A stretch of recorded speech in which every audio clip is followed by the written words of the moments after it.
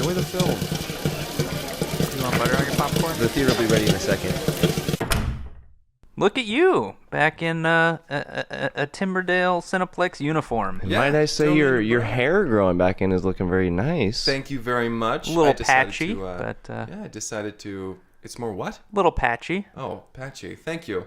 I thought you said it was looking better or something like that. Thank you very much.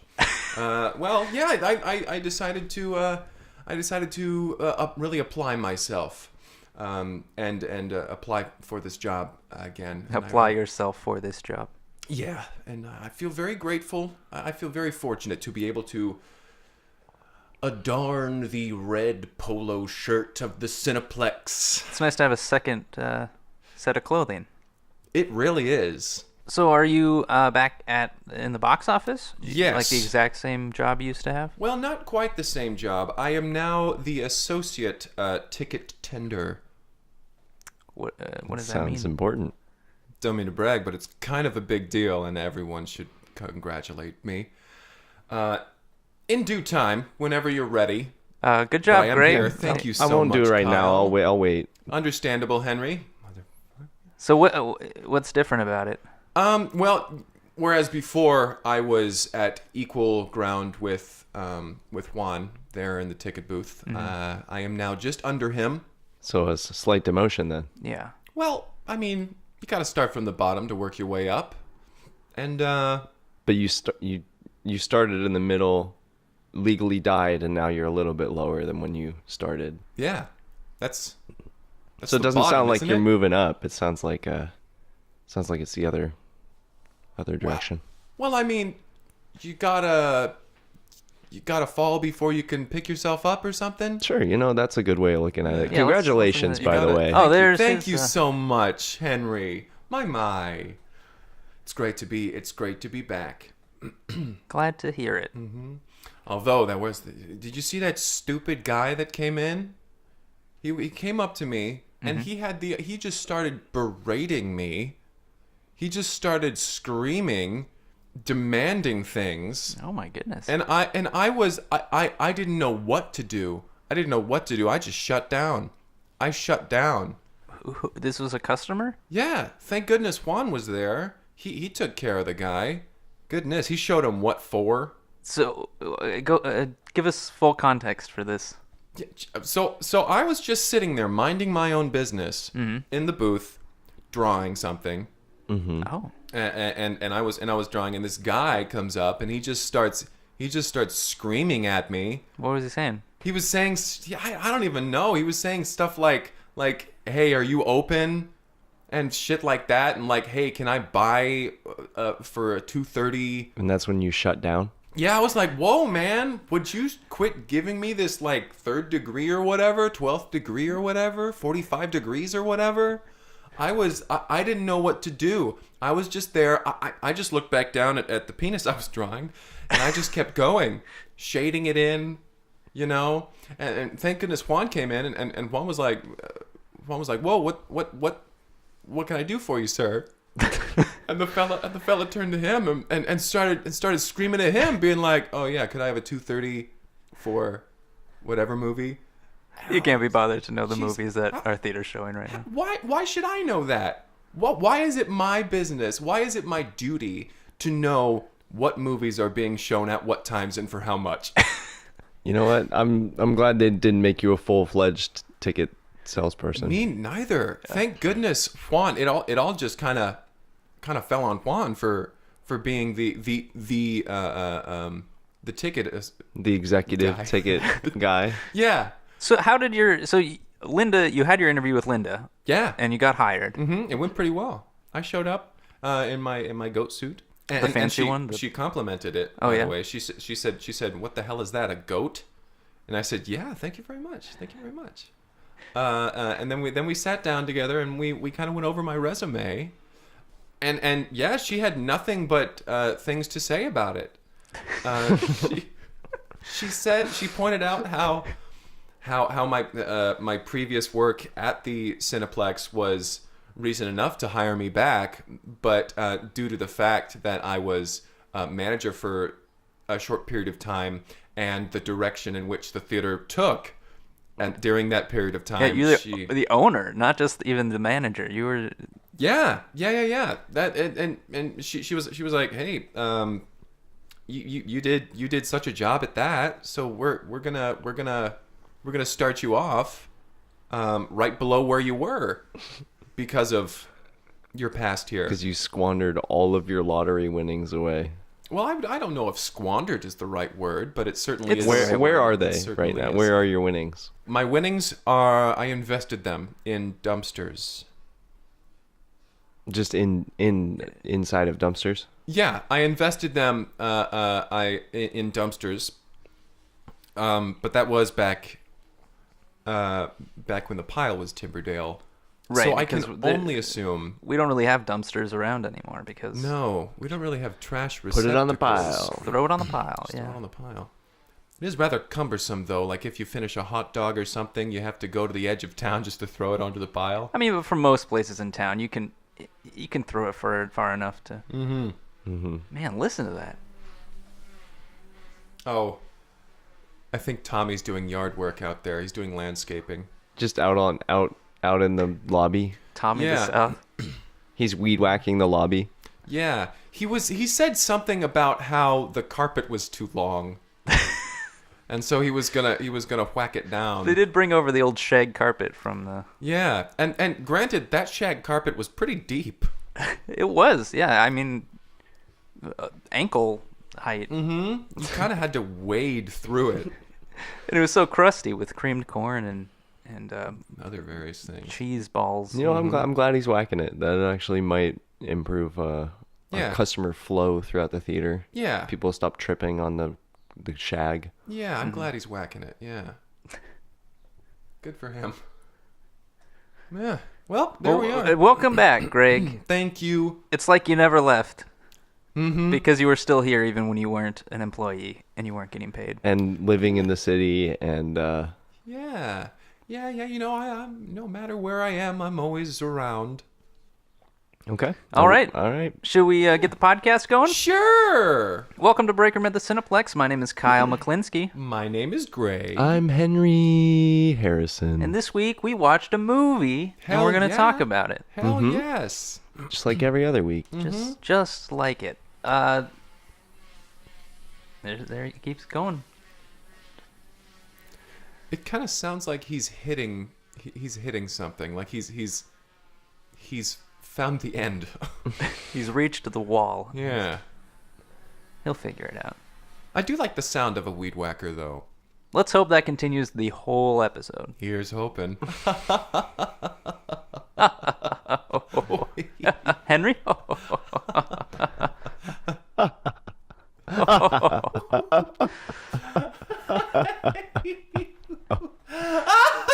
All right, Greg.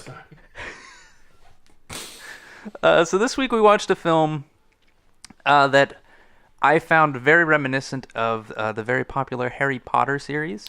Yeah. Almost to a point where I don't know how they haven't been sued.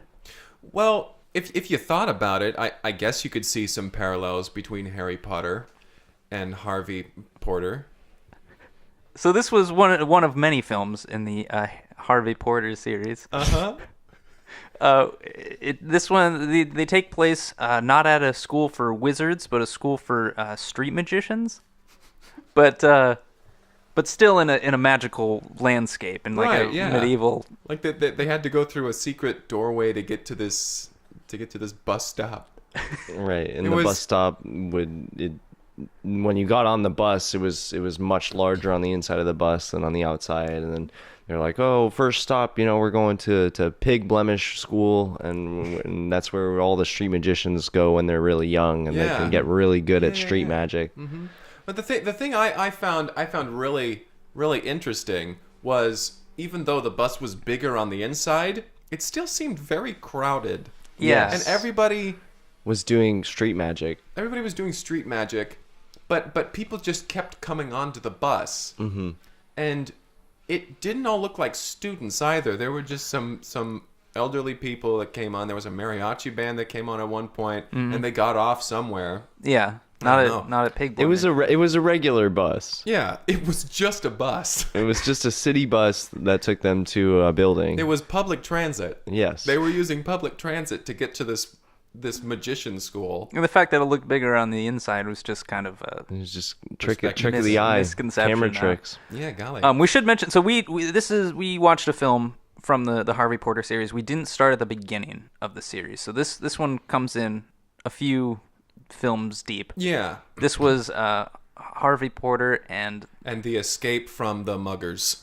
Yep. The muggers who found out. Mm-hmm. And the escape from the muggers who found out. Which is, as we learned earlier in the series, is what they call all non-street magicians. Right. They call them muggers. They call them muggers. Our three main characters, Harvey, Dempsey, and Hermatilda. And so Harvey, Dempsey, and Hermatilda, this is their 5th year of school, I believe, third or fourth. I don't know. Yeah, fifth? third or fourth or fifth. I don't know. I honestly, I couldn't really tell. They kind of just look the same.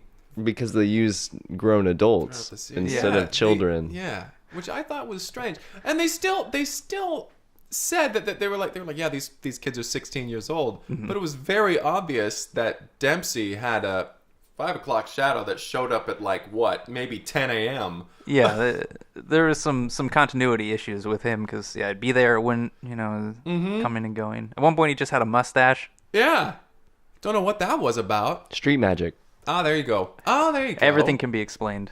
Mm-hmm. Street magic. That's right. They actually fill a lot of their plot holes with street magic, and that's something that I don't know. I feel like they kind of just fall back on a little too often, but it is what it is. It's not. It wasn't made for us, so right. We just gotta take it at face value. Yeah, these were kids' films. To be clear, kids' films. So we start. They get on the bus. They head off to school. This is business as usual at this point. Mm-hmm. We've seen this in every movie leading up. And we cut to them they're in their first class of the year, which is card tricks, etc. And we meet one of the professors, Professor Schnapps. Yeah, Professor Schnapps. And it's it's pretty clear that he is a functioning alcoholic. Oh yeah, I mean that's how he got his nickname. Yeah, he's always he always had that to go like a coffee mug that and every time he took a sip he got a little bit happier. Yeah, I mean he wasn't even trying to hide it. He would just go back behind his desk, open a drawer, pour some schnapps in it in full view of the class, and then put it back and then continue into his cup labeled coffee, and then he'd go ahead and just take a swig of that. I did find it kind of funny how coffee was in quotation marks too on his cup. It was coffee quotation marks. He wasn't fooling anyone. No, but I guess he was just very good at what he did as an educator.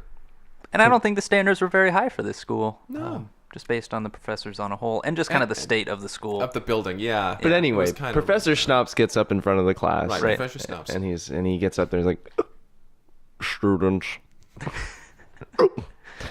we're going to learn up close magic, etc. And all the class is like enthralled by Professor Schnapps at this point because he has been their go-to guy as far as learning is entire and they learn a lot in this school. Yeah, he teaches them about all of the little tricks, but also about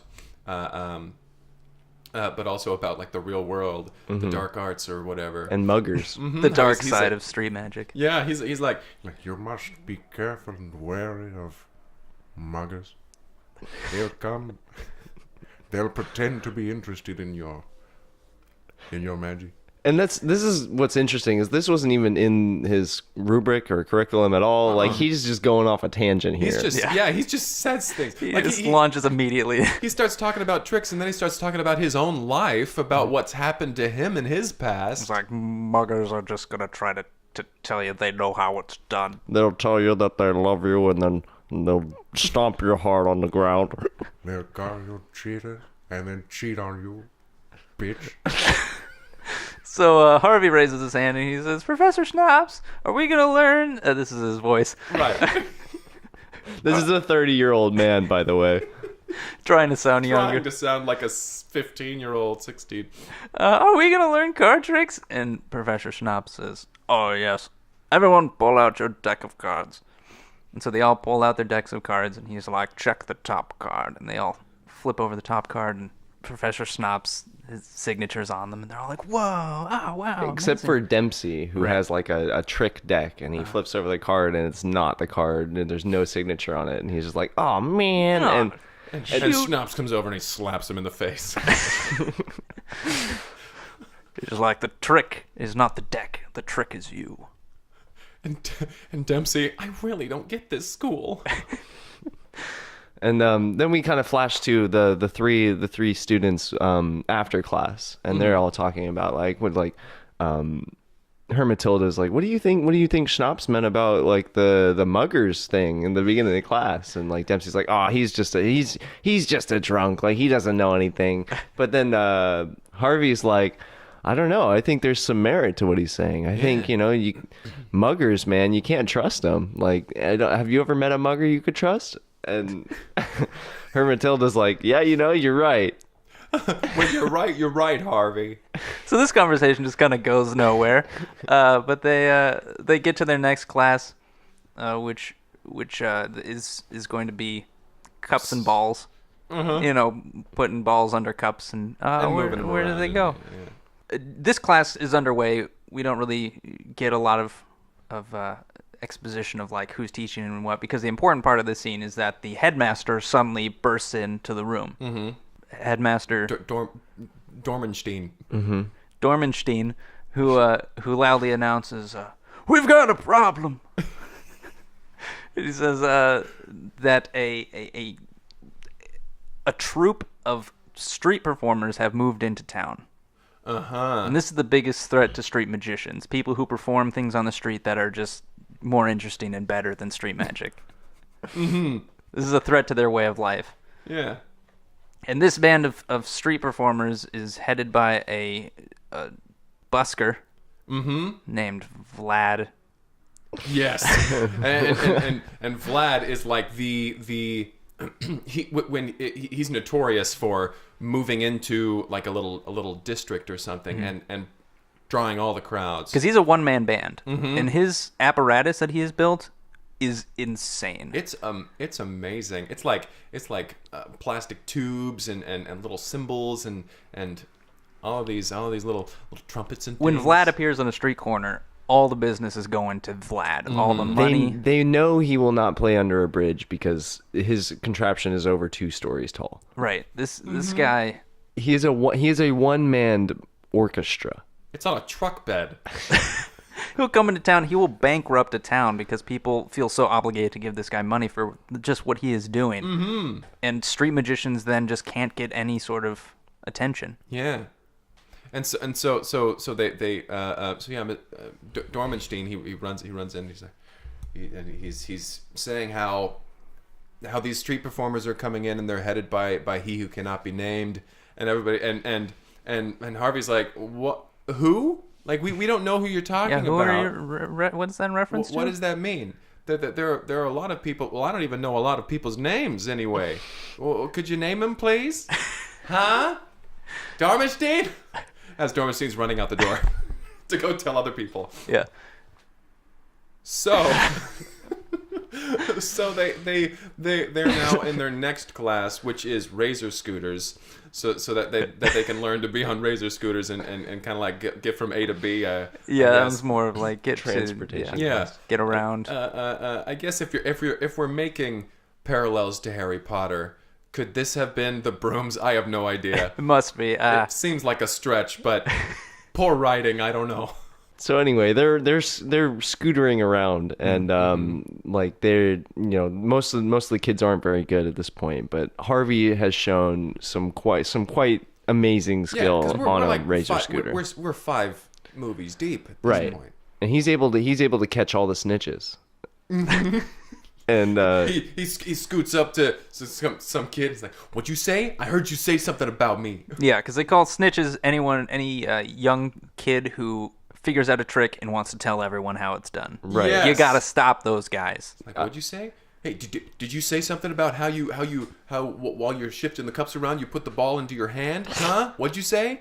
And so Harvey's going around harassing all the snitches and just figuring out who he's really good at it. He's really good. Mm-hmm. He's known throughout the school as being the best snitch catcher. Right. As they're called. as they call him, snitch catcher. Old snitch catcher Harvey. So he's showing some exceptional skill, but Hermatilda and Dempsey are off to the side, and they're not as interested in the razor scooters as Harvey is. Yeah, they've just never gotten the hang of it. And so they're kind of having this conversation off to the side about like Vlad. Harvey doesn't know who Vlad is, but they know who he who must not be named is. Right. So they're discussing like, what do you think Vlad, like, being in town means for us? Like, do you think it's safe to be out on the streets anymore? Do you think it's safe to perform our tricks? And Dempsey's just says to her, yeah, I think so. Totally, 100%. After class, let's go do some tricks. Let's make some money. And so they do. They go out into the city, and they're on a little street corner, and they're doing some tricks. Just Dempsey and Hermatilda. Harvey isn't there yet. Harvey isn't there. Harvey's still wheeling about. He's still harassing catching kids. snitches. Catching snitches. And so that they're out there and they're doing tricks, and they've got like a little crowd there, and they're doing the card tricks, and the crowd's going, oh yeah, wow, awesome, and they're getting some money there. Yeah. In the open empty guitar case that they have. They don't have a guitar, but they just have the case. But then they start to hear this distant tuba sounds. Yeah. and this large shadow passes across them, blocks out the moonlight, because it's nighttime. They're doing People start grabbing their money back out of the guitar case. They start go. They Ooh, what's that? Ooh, what's it? Ooh, wow. Get the money back. And they run off, and Hermatilda and Dempsey, that they're left there, and they're like, what? Well, what the hell? Let's go find out what this is. Well, let's first gather up the money before they're taking it back. Take it back, and let's go see what's going on. And so they kind of follow the crowd, and they go around the corner, and suddenly, like you said, with this looming shadow, it's a big they look silhouette of this device, this monstrous machine, and we just get kind of a reaction shot from Dempsey and Hermatilda, and they're just like, oh my god. Cut to the next scene. We see Harvey is sitting in Dormenstein's office, and Dormenstein is there, and he's like, we're very fortunate that we found Dempsey and Hermatilda when we did. If they had been any longer, then they would have given all of their tips to he who must not be named. And Harvey's still, who is that? Why do you keep saying that? I don't know who we're talking about unless you tell me his name. Remember all the other threats that I've taken on and defeated? You think you could trust me with at least the name? Just and he's the like, most listen, basic information. saying his name gives him power. It only makes him busk stronger. Publicity is what drives him. He just wants his name out there, and if everybody knows his name, then we're done. It's over. Then even when he's not here, people will know he's out there and won't give us money for our cheap street magic tricks. Okay. I'm going to go find out what this guy's name is so I can actually maybe do something about him. And so Harvey gets up and he kind of leaves, and Dormenstein, he kind of shakes his head, and he gets up and looks out a window, and he's like, this is going to be even worse than the last time Vlad showed up. I mean, he who must not be named. And then Harvey comes back in the door. Did you just say his name? What was it? What was his name? Get out of here, Harvey! Damn it! He closes the door. So Harvey goes up to his dormitory, and he to track down Hermatilda and Dempsey, and he finds them, and they're both wearing a barrel because they gave up everything they owned to Vlad. I mean, except for maybe some pocket change, since that's what Dormenstein was saying. Yeah, they got him just in time, just before they gave up everything. They would have sold their soul to Vlad. And yeah, so Harvey runs up. He gets there, and he's like, guys, this is embarrassing. Why are you wearing barrels? Like, we gave everything we had, the clothes off our backs. Why would you do that? It was amazing, Harvey. You should have seen it. 2 stories tall. This is insane. This sounds like nothing I've ever even imagined before. This sounds dangerous. Who was this man? Oh, it was he who should not be named. You guys too? Was his name? What was his name? What does his name start with? Could you tell me that? He made our tricks look like garbage, Harvey. Garbage. Well, geez, that sounds horrible. And, we just took Professor Schnapps' class on garbage magic, and I thought that was pretty interesting. So. Yeah, I ate a styrofoam cup, and then it came out my ear. That trick sounds like garbage. I've been meaning to take that course. And he's like, well, we need to find this guy right now. And Hermatilda and Dempsey are telling him, no, we can't confront him. Like, he'll overpower you. Like, there's no way. He's like, well, there's only one way to find out. We have to try. And and so he kind of coerces them into one, putting on clothing, and then coming out to do something about this guy. And so that they all get up, and Hermatilda's like, there's no point. We don't even know how to find him. And then Dormenstein comes in, and he's like, he who should not be named just took the South District. And they so just, no one go there. Don't go there. So they glance over to in the distance, and they see towering above the buildings is the top of this orchestra. And there's like smoke billowing out of it. It's kind of swaying back and forth. And so they're like, get the scooters. So we get a quick montage of them suiting up into their street magician outfit. Harvey's got a top hat. Hermatilda wears some neat sunglasses. Yeah. Dempsey's got a fake mustache, which I think they put that in there. So in the scenes when he does have the mustache, yeah. And they're like sticking decks of cards in their back pockets and balls and cups into their socks, tucking rabbits into their sleeves. Yeah, entire live rabbits. And they're off. They're off. And they're going through the streets, and as they're going through the streets, the music is slowly getting louder and louder, and they're seeing people. They're seeing people walking away from it, being like, "That was amazing! I've never seen anything." And all these people are completely naked. Yeah, they've given up all their earthly possessions. Like, I have to go. I have to go to the bank. I have to withdraw more money. I need to find the deed to my house. And then we get the shot of them kind of weaving through the crowd, and there's people, just like in awe. They're all just standing there shocked to the core. And the three of them are weaving through this crowd like toward the front, and they haven't looked up yet. They're just like, okay, let's find our way to the front here.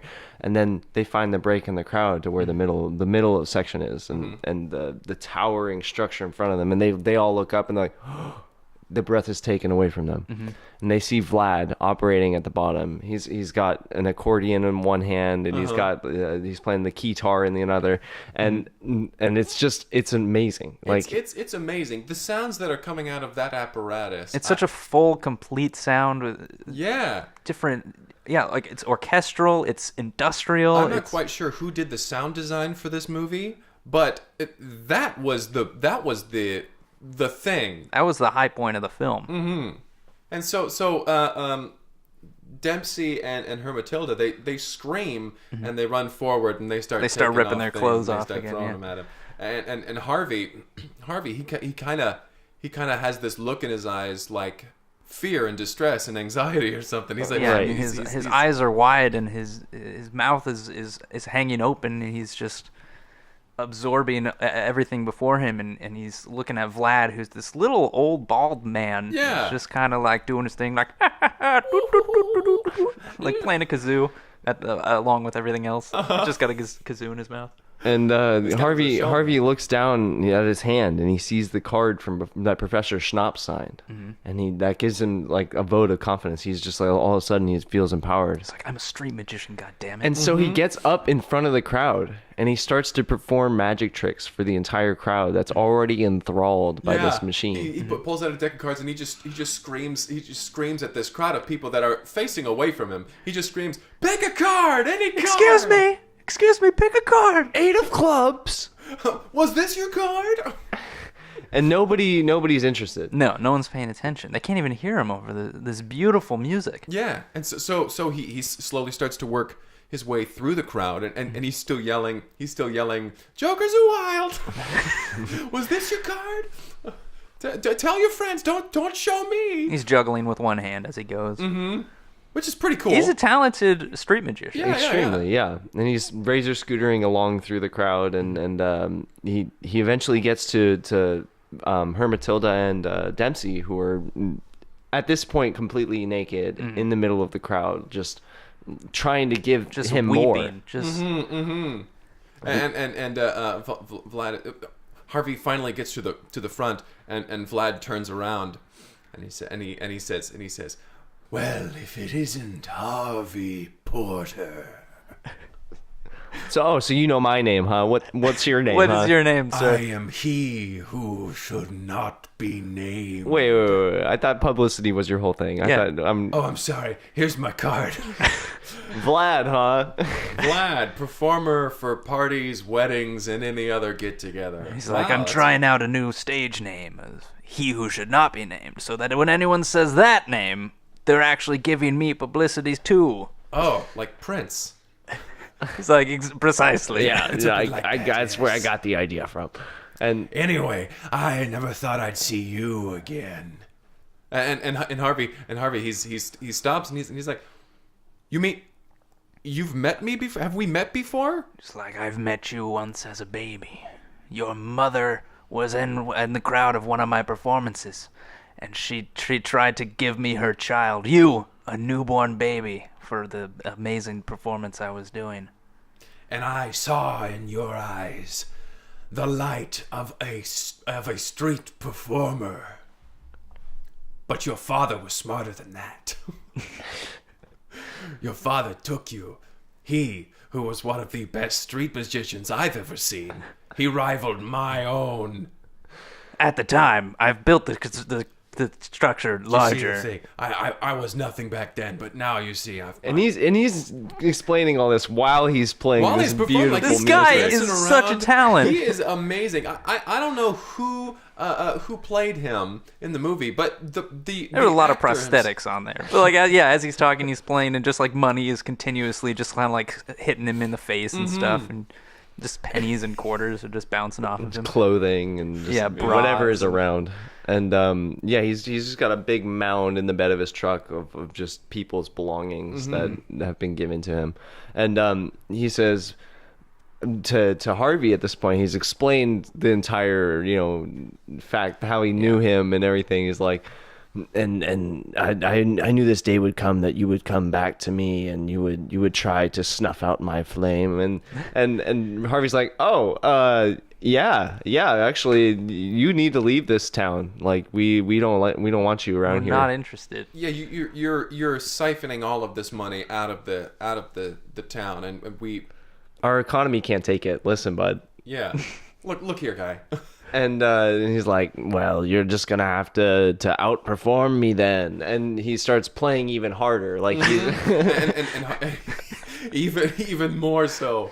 And Harvey, he screams. He's like, no! And he grabs Hermatilda and Dempsey, and he drags them back through the crowd By their hair, because that's all he can grab at this point. right. And they get out to the outskirts of the crowd, and like Dempsey and Hermatilda kind of snap out of it a little bit, and they're like, "Oh, what happened? Where are we?" And Harvey's like, "You fell under he who must not be named spell." They're like, "You mean Vlad?" He's like, "Come on, now you tell." And he's like, "We need to get back to the school. We need to talk to Dorfenstein right now." Dorfenstein and Schnapps, they can help us. So cut back to the school. They're in Dorfenstein's office, and he's pacing. And Schnapps is there. He's leaning up against the wall with his cafe. He's kind of swaying back and forth. Yeah, and Dorfenstein is like, I strictly forbid it, and yet you still went and you listened to he who must not be named. And Harvey's like, I know his name is Vlad now. And listen, that's his new stage name, so that also gives him power. This is his card. You need to think of a third name to call him. He's doing weddings now. Oh, curse you! But Harvey's like, but listen, like we need to put on the greatest show that this town has ever seen to outclass him. And Dorfenstein's just like, oh, there's no way we could do it. And Harvey's like, there is a way. There's one way we could do it, and it's not up close magic. It's not garbage magic. We have to saw someone in half. For real. And they're like, well, how do we find a volunteer? And At this moment, Dempsey and Hermatilda walk in the door. Like, they weren't even involved in this conversation. Yeah. It's just Harvey. And he's like, "Oh, Dempsey, you want to help out with this new magic trick we just came up with?" And Dempsey's like, "Of course. What? I mean, what? Like, I've never been very good at magic, but yeah, I would love to help out." Historically, anytime I try to do magic, it's just a hilarious comedic moment. Yeah. And right at that moment, like, flame shoots out of his wrist, and he's like, "Oh, oops! Oh, I forgot sorry. to disconnect my flame trick. Harvey's not he's not going to catch the snitch. He's not even interested in, dealing with Dempsey at this moment, because he's like, we need to saw him in half. We need to get this guy out on the street, and we need to saw him in half. We need to somehow get him to come up and be a volunteer for. We need to plant him in the crowd. Mm-hmm. So they the plan is set. They send Dempsey down into the crowd, and he's walking in. He's got new clothes. New clothes on. He's got earplugs in. He's got earplugs in, which is like a little reveal after because you're wondering, like, how is he managing to not? He's just wading throw his through this clothing? crowd of naked people, and we're like, he's keeping his clothes on. And then we hear Harvey go, "Gather round, gather round," and Dempsey. Oh. and we see he's got earplugs in. So Dempsey turns around and loudly exclaims, "Look over there! Street magic!" And he gets a couple people. Yeah, a couple people are like, street magic. Magic. That sounds like street performance. Which I am a fan of. I'm a fan of street performance. I'm watching one right now. And so a couple people turn, and they're not a lot of interest right off the bat. And but Harvey keeps drawing in the crowd. He's like, come on, watch. A volunteer gets sawed in half. A few more people turn. Like, More people are like, sawed in half. I don't usually see that on a street. I do Usually need it's to, just cards or cups and balls. some Some garbage. And garbage magic. So everybody's just like, a couple people raise their hand for volunteers. And he's like, and he like kind of like nods toward Dempsey a little bit. Dempsey like, "Oh yeah," and he raises his hand. Dempsey gets up on stage. Like you, sir, with the clothing.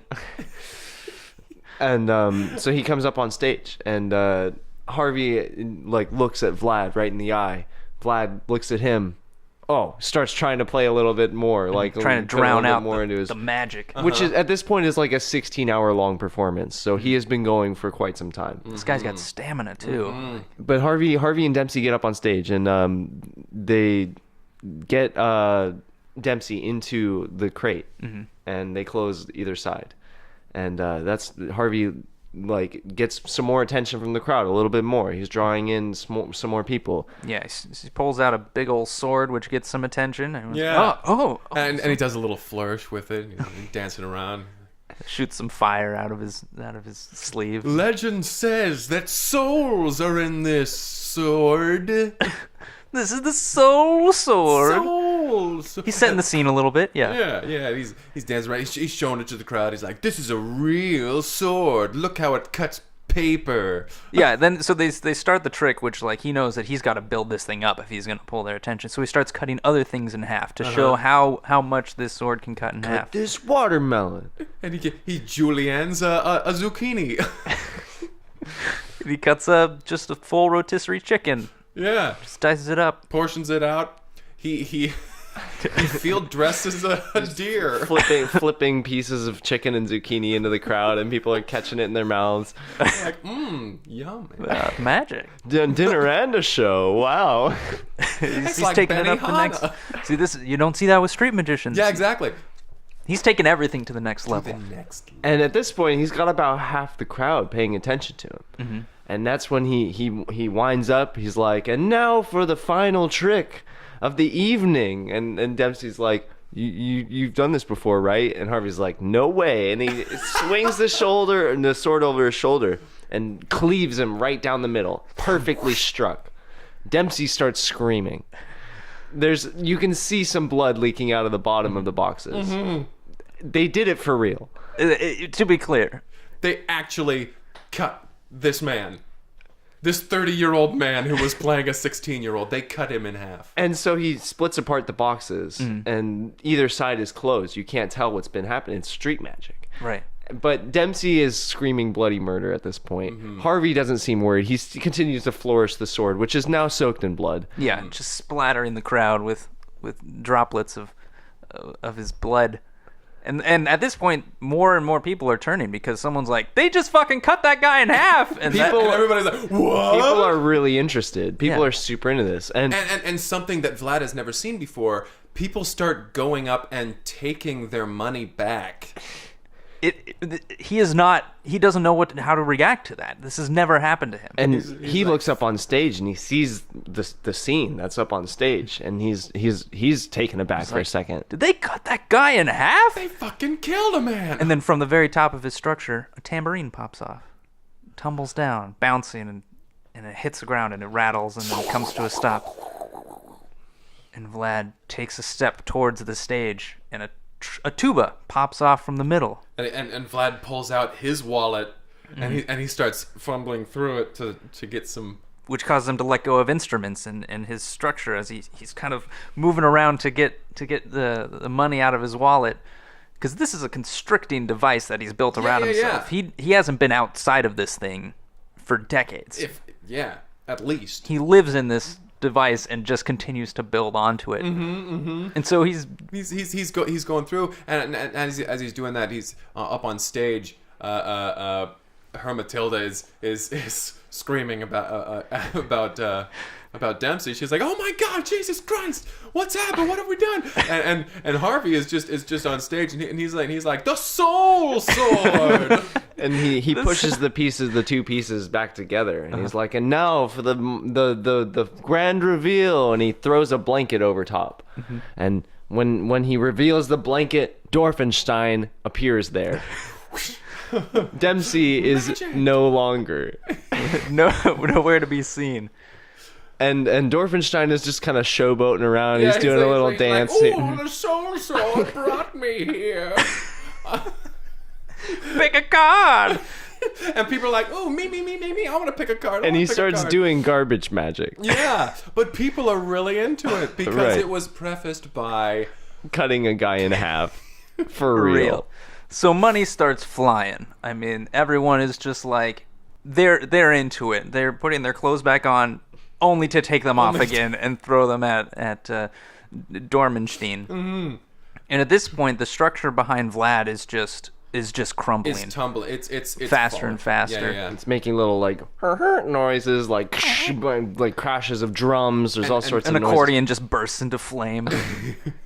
And Vlad is running up with like $3 in his hands, and he's like, That's all he has left that hasn't been taken back by the crowd. Yeah, and he's like, I wanna pick me. I wanna choose the card. I wanna choose the cup where the ball is. And then Dormenstein says, "Harvey, the soul sword." And Harvey jumps up over Dormenstein and launches the soul sword directly at Vlad. And it impales him. It impales Vlad. So he dies too, and the crowd erupts into cheer. Like everybody is like ecstatic that this just happened. They're chanting "Soul sword, Soul sword, soul sword. And Harvey he kind of he's loving it. He's got his hands up, and he's just Holding the sword between his teeth at this point. Yeah, he's They pulled just it out. pulled it out of Vlad. dancing around, and people are just throwing money at him. And Dormenstein, he's over there. And he's like, "Yeah, that's right. That was where the cup was. Thanks for coming out, everybody. This has been Street Magic." And he comes over to Harvey and he's like, "Harvey, I think me and you just saved the school." And and they're like, "Well," and Hermatilda's like, "What happened to Dempsey?" And they're like, "There's street magic." We'll never tell.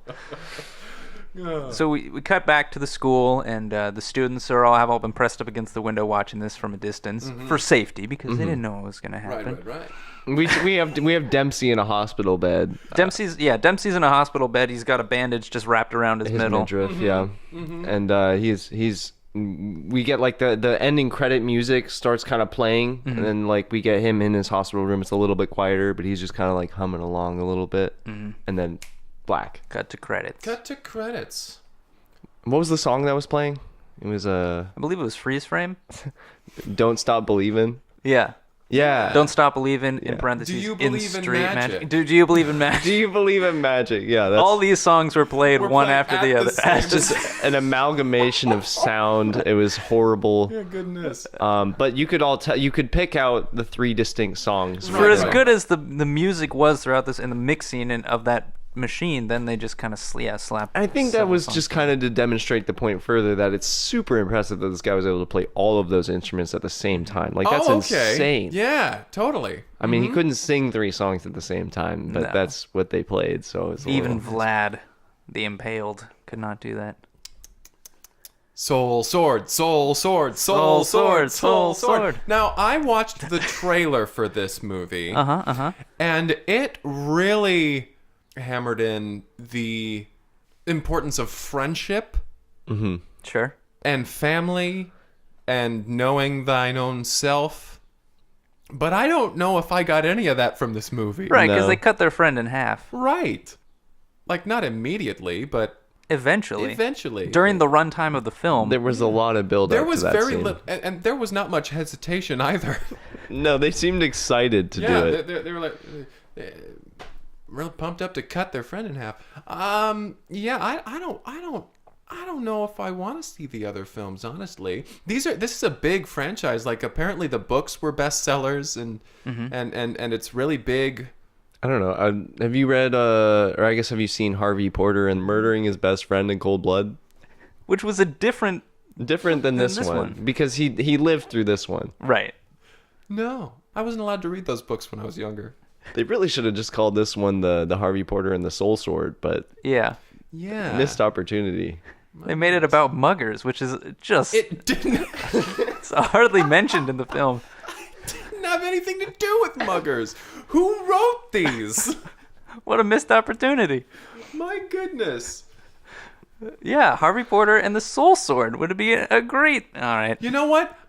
Let's call it that from now on. Let's Okay. refer to it as that from Sure. now on. But Whoever wrote that, who wrote those books? John K. Rollins. John K. Rollins. Yeah, J.K. Rollins, I believe, is what Oh, his pen name is. His pen name is just removing 3 letters from his name. Yeah, Okay. Save 2. time. It's actually Jon, so he just removes 2. Oh. Well, Goodness. gotta keep an alias, I guess. I don't know if I'll ever read these books. I keep being told to read these books by people that they're like, yeah, these books were my childhood. You should really read the books. If you've seen the movies, you should really read the books. I mean, we mentioned that like we're not really the audience for it at this point. That's true. It's They are for children's a younger movies. audience. These films about friends cutting each other in half with swords. yeah, wearing barrels. I don't know. A lot of nudity, full frontal. Yeah. Yeah, do you guys have any favorite moments or characters or lines of dialogue? I liked Dorfenstein's character quite a bit. Dorfenstein's character was fun. I feel like, He was a pretty cool I heard he character. was gay. Oh. Neat. Yeah, that's that. Good for him. Good for him. There was nothing in the film That hinted to it. at all. But that's nice. It's a nice That's detail. progressive. Maybe Show us something. Yeah, he was actually also black and a paraplegic. No, you Wow. see, I didn't They get didn't any of show that it in from the film, but later on, John K. Rowling released some... Rollins. Rollins. Released that the character was actually black. Yes, and in a wheelchair the entire in a movie. wheelchair. Well, man, I mean that's great. If you want that to be part of your character, maybe show us some of that. Just even If hint you at want it. if you want it to be a big deal, at least, because it sounds like he's trying to make it a big deal. Yeah, it's fine if he is gay. It's fine if he's black. It's fine if he's in a wheelchair. But If you want it Not to if be as he's big a played deal. by a heterosexual white actor who is able-bodied and has 2 functioning legs. That Who- just who- doesn't make sense. several any times sense. throughout the film, announces that he's only into women. He's down to, he wants to crush that pussy. He said, I don't know. In this kid's film, Yes. boldly, With full loudly. frontal nudity. 8 out of 10. Oh, Okay. I'll give this a 5. It wasn't for me. This was not my thing. I'll give it a 7. I think I liked it more than you did, and maybe slightly less than you, Henry. Possibly. Why? Why 7 out of 10? Yeah. It was fine. Yeah, Why 5? that's fine. Harvey Porter. Harvey Porter. And the title of the film. If you would like to submit a film for us to review, you can reach out via email at cineplexpodcast@gmail.com Gmail.com. or on Twitter at cineplexpodcast. we do need some movies to watch. Twitter. Yeah, we haven't had any suggestions in a little while, so just That's know all right. Do it on your time. if you send us one, We're we will do waiting. it. Like Guaranteed, even if it's bad. I'm sure We won't there- even tell you it's bad. I there would are- prefer them to be bad, honestly. Actually, make yeah. it Make it as a bad as movie. possible. Okay, here's the call to action. Anyone listening right now, if you would like, send us the worst movie.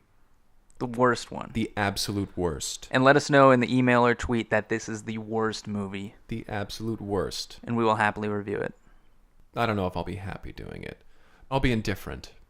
I will watch, rate, and be indifferent towards your movie. I'm Henry Harrison.